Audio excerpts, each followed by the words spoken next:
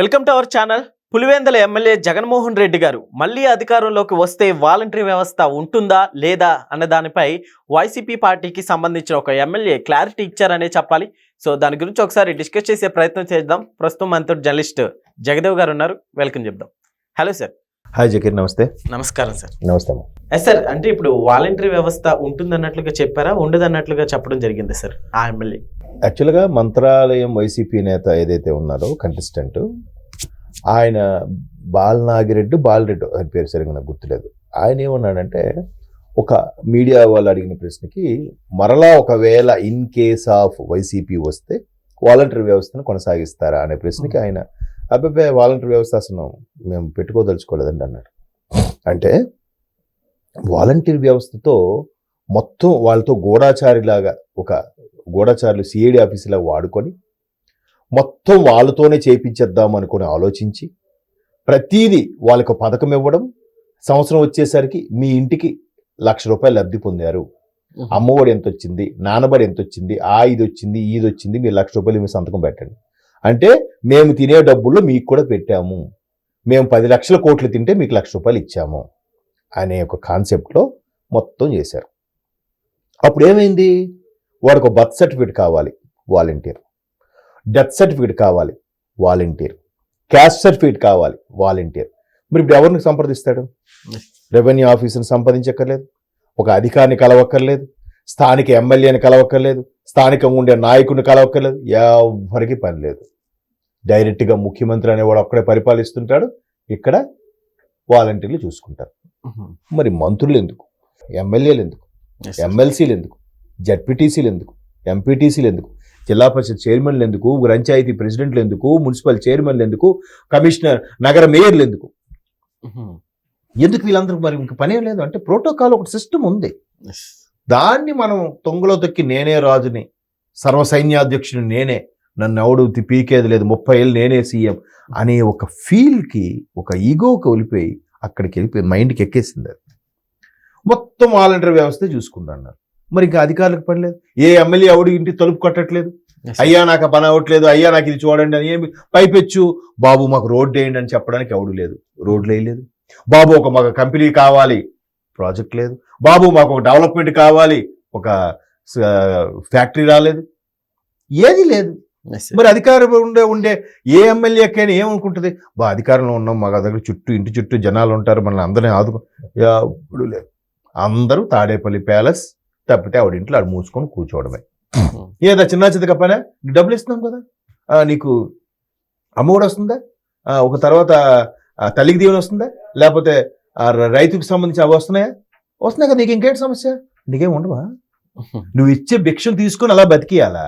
నేను డెవలప్ అవ్వద్దా?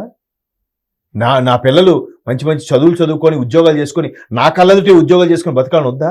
ఎక్కడికో మళ్ళీ పక్క రాష్ట్రాలకి అడుక్కుని తినాలా? నీకు ఇస్తున్నాను కదా, నీకేంటి ప్రాబ్లం? పైగా ఇలా డబ్బులు ఇవ్వడం, ఇలాగా సారా ప్యాకెట్ల ద్వారా, డమ్మీ నాటు సారా ద్వారా, డమ్మీ లెక్కర్ ద్వారా డబ్బులు తీసేసుకోవడం. ఒకసారి ఒక నాకు తెలిసిన బాగా వ్యక్తి, క్లోజ్ అయిన వ్యక్తి, వాడు కరడగట్టిన వైసీపీ కార్యకర్త, పేరు అనవసరం, నాకన్నా చాలా జూనియర్, నాకు అన్నయ్య అని పిలుస్తాడు. వాడు అన్నయ్య మా క్లోజ్ ఫ్రెండ్ వాళ్ళ ఫాదర్ చనిపోయారు, అయ్యో వైసీపీ వల్ల చనిపోయారని. వైసీపీకి దీనికి సంబంధం ఏంటో చనిపోయాడు, మీ ఫాదరు ఏదో సమ్ బ్రెయిన్ ఇది చనిపోయాడు కదా వాళ్ళ ఫాదర్ అంటే. అప్పుడు చెప్పాడు, అనే రోడ్లో ఏమని 100 సార్లు మొరపెట్టుకున్నాం, చెప్పాం, ఎమ్మెల్యే మా చేతిలో ఏం లేదు, మొత్తం ఎమ్మెల్యే కూడా ఇలాగే అన్నాడు, మా చేతిలో అంతా జగన్మోహన్ రెడ్డి గారే, మేము ఎవరికి చెప్పినా ఏమి అవ్వట్లేదు. అయితే దానికి దీనికి ఏంటంటే, ఆ రోడ్లు బాగాలేకపోవడం వల్ల ఫాస్ట్గా వచ్చిన కారుతో ఒక్కసారి వెనక్కి సీట్లో కూర్చున్న తండ్రికి కారు టాప్ తగిలి బ్రెయిన్కి ఏదో దెబ్బ తగిలింది. ఒక 6 months బ్యాటరీ పోతుంది, తర్వాత సెట్ అయ్యి వచ్చాడు, కానీ కొంచెం పరాగ్గా మాట్లాడడం, పిచ్చిగా మాట్లాడడం, అలాగే అక్కడికి 6 నెలల్లో చనిపోయాడు. కేవలం రోడ్డు బాగుపోవడం వల్ల ఆయన తల దెబ్బ తగిలేదు కాదు కదా అంటాడు ఆయన. మరి వీడు సరిగ్గా డ్రైవింగ్ చేయలేదంటే వాడికి అలా నాటుకుపోయింది. అంటే ఎన్నిసార్లు తిరిగాడంట రోడ్ల కోసం, వాడు లోకల్గా ఉండే ఒక వైసీపీ కార్యకర్తగా. అన్నా నాకే ఎవడు చేయకపోతే ఇంకెవరికేం చేస్తారన్నా? పోనీ మా పార్టీ వాళ్ళ వరకే ఇచ్చారంటే అందరికీ పంచాడు.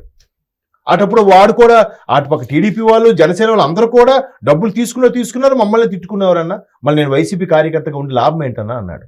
సేమ్ అదే ప్రిన్సిపల్ ఇప్పుడు ఆ మంత్రాలయ వైసీపీ నేత అన్న మాటలు.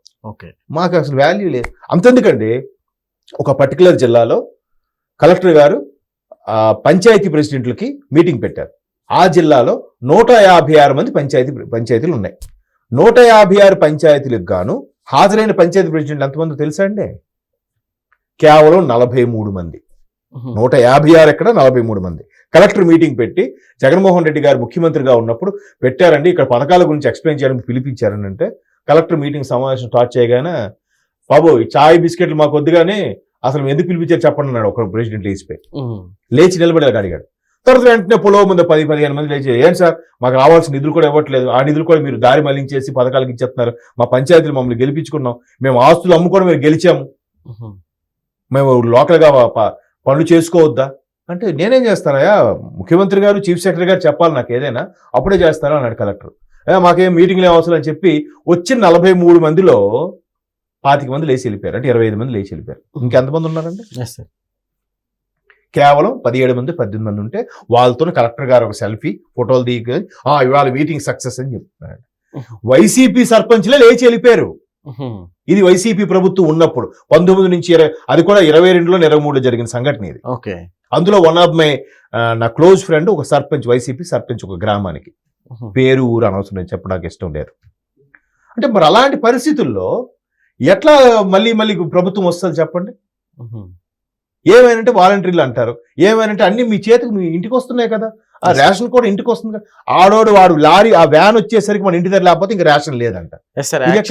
అంటే జగన్మోహన్ రెడ్డి గారు ఒకటి చెప్తున్నారు, అంటే ఎమ్మెల్యేల గురించి కావచ్చు, చేసే కార్యక్రమాల గురించి గారు, అంటే పార్టీలో ఉండే ఎమ్మెల్యేలు మాత్రం వేరే చెప్పడం జరుగుతుంది. సో ఎలా చూడొచ్చు అసలు పార్టీ? ఏమంటే రీసెంట్ గా కేతి రెడ్డి గారు ఇంటర్వ్యూ ఇచ్చారు. ఆయన ఏమన్నాడు, నాలాంటి ఓడిపోవడం కూడా నాకు కొంచెం అర్థం కాలేదమ్మా అని అన్నాడు ఆయన. అంటూనే పరోక్షంగా మాట్లాడాడు. పరోక్షంగా అంటే ఇలా చేశారు కానీ అసలు ఎవరికి లబ్ధిదారులకు రీచ్ అవుతున్నాయా లేదా ఒకసారి చెక్ చేయాల్సింది. ఏమండి, రాజానగర్ ఎమ్మెల్యే రాజా గారు చెప్పారు, ఫస్ట్ నేను 3 సార్లు వెళ్ళాను, నన్ను కలవడానికి అవకాశం ఇవ్వలేదన్నారు. తర్వాత ఎవరు చోడవరం, ఆయన ఎవరు కరణం ధర్మశ్రీ గారు చెప్పారు, నాకు కూడా ముఖ్యమంత్రి గారు కలవడానికి అవకాశం ఇవ్వలేదన్నారు.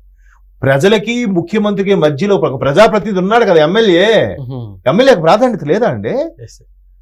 ఎంత కష్టాలు పడి, ఎన్ని డక్క మొక్కలు తిని, ఎన్ని ఆస్తులు అమ్ముకొని, లేకపోతే ఎంతమంది డబ్బులు గ్యాదర్ చేసి ఆ ప్లేస్కి వచ్చి ఉంటాడండి ఎమ్మెల్యే. వాడికే వెయిట్ ఇవ్వకపోతే మరి ఎట్లా? ఒక ప్రాసెస్ ఉంటుంది. డైరెక్ట్గా మరి రాజుగారి దగ్గరికి వెళ్ళిపోవాలి. నేను బటన్ నొక్కుతున్నాను, రాజుగారి దగ్గర కూడా కలవడానికి లేదు. ఎమ్మెల్యేనే ముఖ్యమంత్రి కలవడానికి లేకపోతే సామాన్యుడు కలవగలడా అండి? కనీసం ఛాంబర్ కదా రేజన్లోకి ఎంటర్ అవ్వగలడా అండి? మరి ఎట్లా? మరి ఎలా గెలుస్తారండి? ఎన్ని బొక్కలు పెట్టుకొని, ఎన్ని దారుణాలు పెట్టుకొని మళ్ళీ ప్రభుత్వం వస్తుందన్న ఆలోచన ఉందా?